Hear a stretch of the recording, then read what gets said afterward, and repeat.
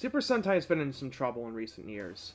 Toy sales haven't really been delivering the numbers that Toei and Bandai have been hoping for, to the point where they've been trying out some pretty crazy ideas as of late. Kyuranger tried out the idea of blowing up the cast, going for 9 team members to start with, ending with 12. This was a pretty inspired idea in my opinion, but that didn't really matter, as the toy sales didn't back it up. They followed that up with Lupin Ranger vs. Pat Ranger, the first Super Sentai season to be built around 2 teams at the same time and their clashing of ideals. Also a good idea, but again, that didn't really matter, as the toy sales didn't back that up either. So here we are with Ryusoulger this year. There's talk about this possibly being it for Sentai if the numbers don't go up, and the legitimacy of that talk can be debated, but at the end of the day, Super Sentai hasn't been doing as well as it should, and there's a lot of pressure on this year's show in particular to really boost the momentum of the show so it can keep going. I'd personally be devastated to see it go, so I'm hoping this Hail Mary from Toei and Bandai works. This isn't the first time we've seen something like this happen, though. After Himitsu Sentai Go Ranger just up and kickstarted a giant meta-series of super-powered teams fighting evil in glorious Technicolor, we were in for a couple decades of variations on the same format. It's pretty simple. Every series is comprised of a handful of passionate people dedicated to fighting evil, and they get super cool costumes, and they fuck shit up, and a mech happens. Unlike Kamen Rider and Ultraman, there's not so much a unifying theme or mythos, but a tried-and-true formula that you can fit to any number of stories. Super Sentai is the only one of the big tokusatsu properties to have never had an extended break period throughout its entire run. You always know what you're getting with Sentai, and that's one of its strengths. This is also Sentai's greatest flaw. By the time 1990s series Shikyu Sentai 5-Man was over, Super Sentai was in a pretty dire situation. Toy sales were declining, and the franchise was getting stagnant. People just weren't excited or surprised by Super Sentai anymore. So let's talk about what happened in 1991.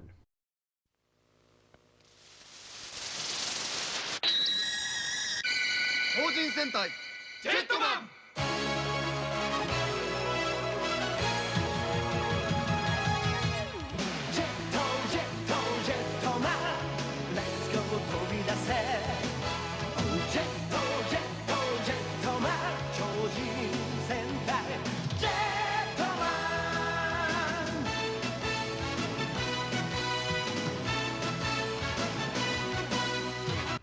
Toei and Bandai decided to produce just one more Sentai series.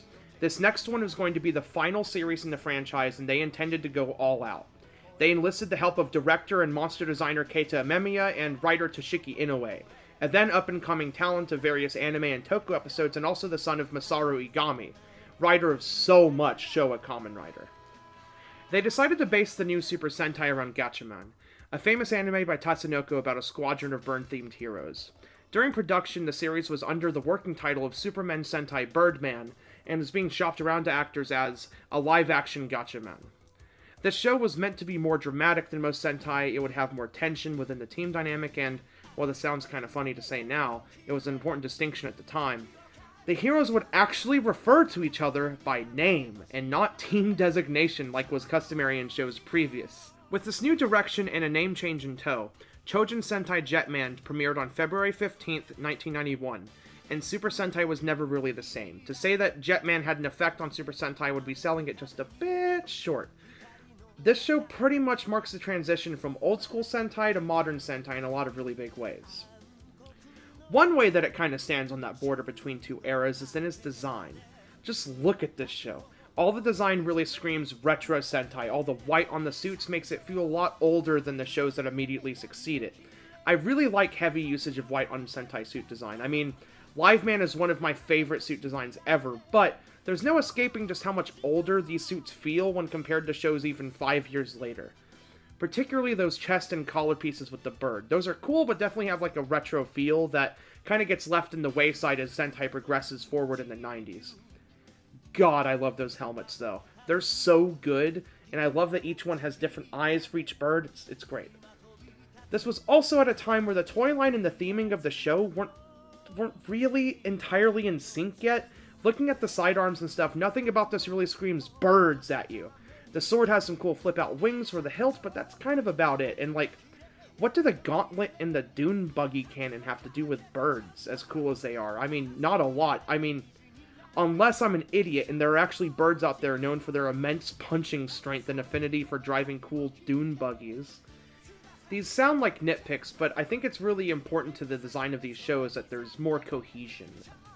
The mechs really stand out in this way as well. Aside from the red one, all of the Jetman's, well, jets, all just look like jets. The Hawk actually looks like a hawk though, so points for that, but put them all together and the design really shows its age. Jet Icarus is probably the best example I had for my point. This is the last of the retro big pile of boxes mecha. This was how mech design worked in Sentai for years and years, and Jet Icarus is kind of the last of that wave. It's a really beautiful mech, but it's very old school, and it was one that was going to have to move over for the new wave coming right after. The real standout of the toy line, really, is motherfucking Jet Garuda. It's a big-ass bird dude with a big-ass bird head that does big-ass kicks on big-ass monsters. I love this thing. It's so tight. Big Bird Jet, Big Bird Man. I mean, seriously, the head on this thing alone makes Jet Garuda one of the most unique mechs in this era of Sentai, just because, well, you never see that. The super robot combo when Jet Icarus and Jet Garuda come together is just another big pile of boxes, though. Looks good! Big pile of boxes, though. But that's not really what we're here to talk about, is it? The toy line was good for the time, but a little standard, honestly. The thing that really makes this show stand out is the actual show itself, and most importantly, the team dynamic. The show lives and dies by trying to convince you that this team works, and it's compelling because the team kind of fucking doesn't. Jetman begins in tragedy. The Earth ship, a sort of military-based satellite, is destroyed when invaders from the back dimension, the Vyram, come in and just fuck everything and everybody up. Our red hero is Ryu, someone that was training on the Earth ship for the Jetman program, and he, alongside with the Jetman's commander Odagiri, are the only survivors from this attack, with Ryu losing his girlfriend Rie in the midst of the wreckage.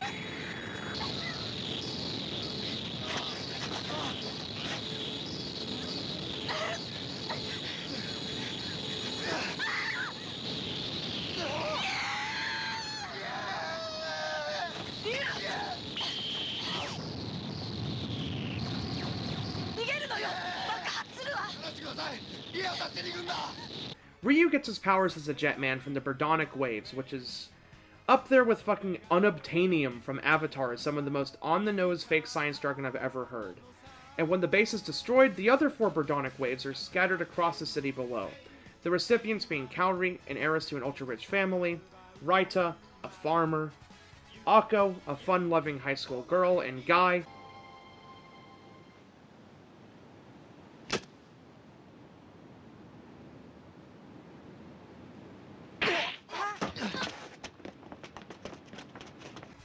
a dickhead. These 4 are fairly reluctant to join, but eventually come together in an emergency to deal with a back-dimension invader. This is usually where a lot of shows would stop with the tension of the team dynamic. Usually once they're together, they're together. Not here. While Guy is the only one to consistently leave and rejoin every week, because he's a dick, and he just wants to play sax at his local bar, the team just kind of has to grapple with general inexperience and clashing of personalities all the time. Ryu is the only one actually trained for any of this, and over the course of the show you have to see the team try to come together. On the other side of this is the Vyram. They create dimension beasts to fight the Jetman made out of inanimate objects, then later biodimensional beasts which are objects fused with animals. Villains are pretty important to a good story, and these guys are a real slam dunk. You've got Gray, a suave, cigar-smoking, gun-toting robot. Tran, a shit kid with a power glove. Radiguet, an absolute fucking bastard. And Maria, who was actually a brainwashed Rie from the show's introductory scenes. These guys clash with each other all the time because they're just such motherfuckers, and it's the most consistently entertaining thing about the show. They're a group that don't really do teamwork. They're more in competition with each other to see whose methods will actually work the best in eliminating the Jetman. A lot of the truly good Sentai have a villain dynamic that's even half as scrappy and hateful as this, and it's no wonder why. Jetman may not have been the first, but it definitely feels very influential in this respect. My favorite early-ish plotline with the Vyram is the point where their queen is revived. She comes back in episode 17, which is much earlier than in your regular Sentai series, and she starts slapping shit. She just whoops so much ass, it's kind of absurd. And our Vyram's reaction to this? Jealousy. Not joy, not relief, no. Radiguet is quite literally like, oh, we gotta kill this bitch. The Jetmen are my prey. and immediately goes for her. It's amazing. She tears him up and turns him into a human, and he has a touching little diversion of a plot with the sick girl, but as soon as he catches sight of the Empress again, well, it really was on sight.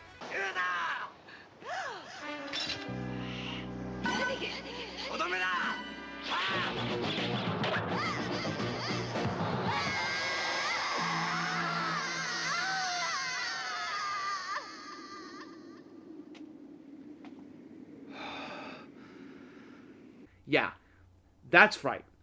He threw a sword at her head and killed her, and took her baby monster and raised it as his own badass monster. God, I love Radiguet. He's such a riot. A lot of the Jetman's first triumphs are really engaging. The first few episodes are one of the better introduction arcs I've seen a Sentai pull off. There's real peril and stakes. It's scrappy and it does a great job of setting the mood for the rest of the series. The introduction of Jet Icarus is another early highlight. The House Spyrum is a really cool idea for a monster, and the fight with Radiguet inside of it rules. And topping it off with that first mech fight, mwah, hell yeah. There's one plot thread that I feel really drags this show down in the first half. After some amount of time, Kaori begins to develop feelings for Ryu, and out of some sort of jealousy, Guy starts to pursue Kaori romantically. And oh well, would you look at that, it's a love triangle, or a love line? Ryu doesn't really have a dog in this, he's just kind of trying to do his job, so we get some kind of weird stuff like Kaori trying to tell Ryu to forget about his presumed-to-be-dead girlfriend and to go to an Iggy Pop concert with her. Seriously, Iggy Pop, it's great. And Guy being just horrible. Guy, I'm begging you to stop handling women like that. In a way, I'm begging you to not write shit like this. This stuff really started to bug me throughout my viewing of the show, but thankfully it doesn't last throughout the entire run. As we move into the second half, there's a great 3-part episode involving the Majin, 3 demons unrelated to the Vyram that rise and start causing trouble. In this 3-parter, 3 important things happen. The love triangle is resolved, with Kaori falling for Guy, which isn't my preferred way to resolve things, but it does at least mercifully put the whole push-pull to rest. And when it's all said and done, their relationship is pretty cute. To be clear, I didn't quite hate the idea of them being together, didn't really love it either, but just how the tension was written, it really bothered me. Another important thing is that Maria and Rie are finally revealed to be one and the same, and this kinda breaks Ryu, leading into the final important thing being that this is the point where the team finally comes together. Ryu is helped by the rest of his team to come to terms with what's happened to Rie, and the 5 resolve to make this team work so that everybody can finally know peace once this war is over. While nowhere near as harsh as the last series I talked about, Kuuga, Jetman also deals with the idea of hope in hopeless situations. It's a lot lighter because you've still got episodes with giant ramen monsters, but when it really gets down to it, this is one of the show's strongest points because of how it mirrors Super Sentai's own desperation. It's like the show was drowning and gasping for air. This is a really great arc for a Sentai designed to save Sentai, but we're only about 2/3 of the way through the show. Even if the show at this point feels pretty thematically whole, it keeps going, and it enters some pretty interesting territory. The next big plot point is that, well, there's no real easy way to transition into this. Tran gets owned so hard by his Vyram buddies for being such a weak little kid that he runs into the woods and screams so hard that he grows like 20 years and becomes Emperor Tranza, a complete bastard that out-bastards all the other Vyram. And, oh god above me, he kicks so much ass, he just doesn't stop. Tranza just becomes Boss Hog for a while due to his immense power, and his plan? A big robot named Veronica. Veronica does some damn work in an excellent 2-part episode, but in the end Veronica fails on account of Radiguet absorbing Veronica's energy and turning it into 100% pure bastard energy just to spite Tranza. And this leaves both bastards desperate. Radiguet grappling with absorbing all that power, and Tranza desperate after having lost again. This ends in Tranza's final gambit. A big gun. This is a funny-ass idea, but episode 47 ends in a really, really messed up way, though. With Tranza finally losing for real to Ryu with the secret help from Radiguet, and Radiguet following Tranza to a beach where Radiguet digs at his hand and makes him say his name. This defeat, combined with Radiguet's torture, leaves Tranza mentally broken and in a mental hospital.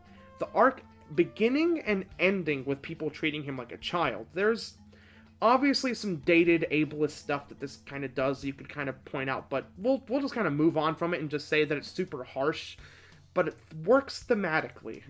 Kind of an omen of things to come.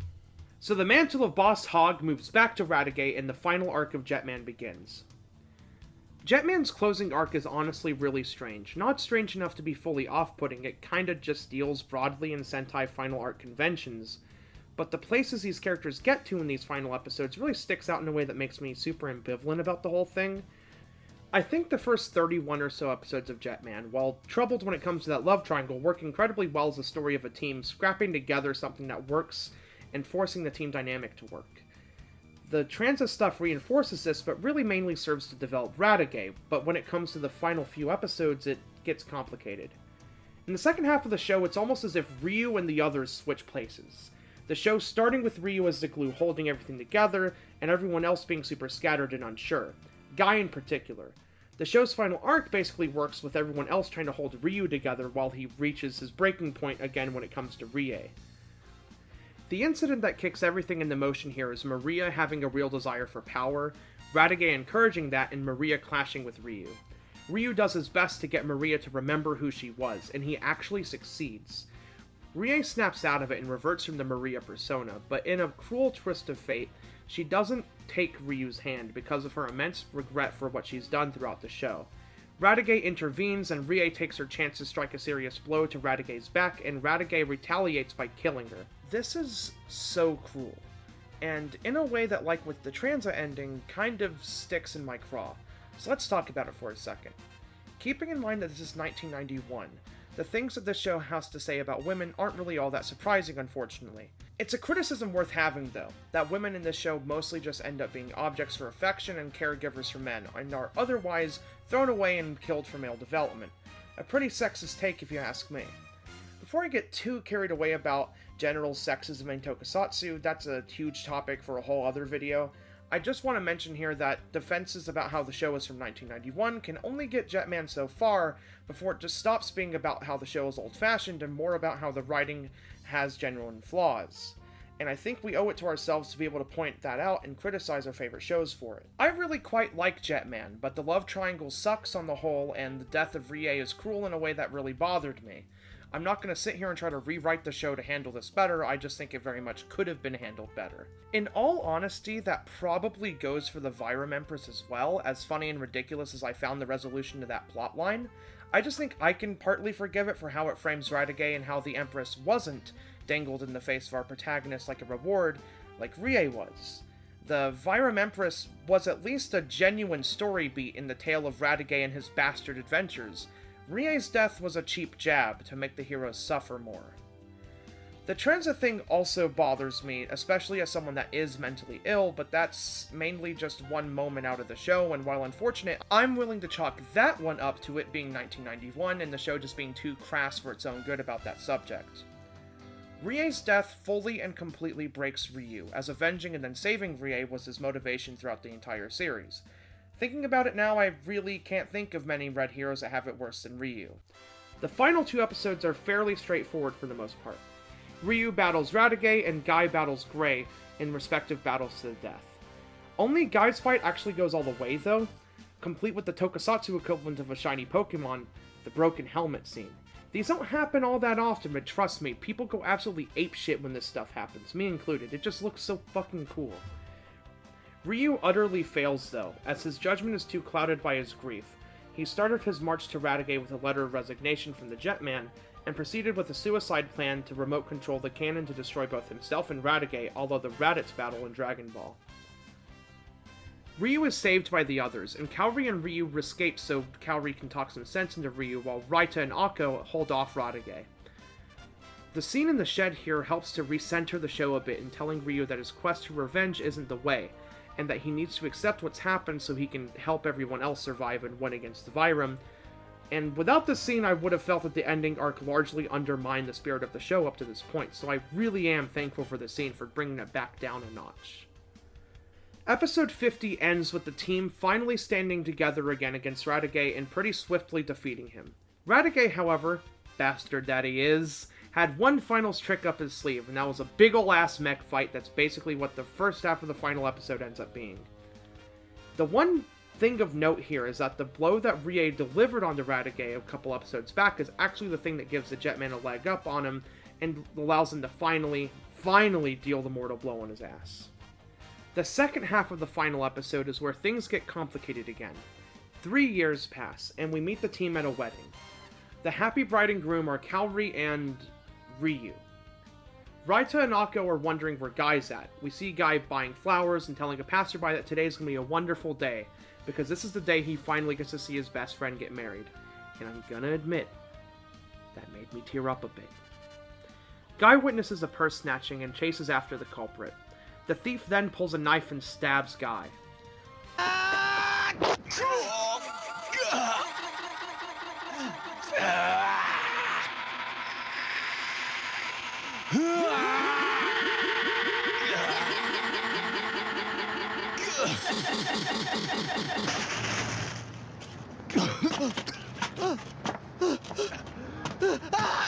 Guy ends up walking all the way to the wedding and sits down on a bench. He talks a bit with Ryu, and while the rest are taking pictures, Guy stays on the bench and lights one last cigarette before he finally slumps over dead.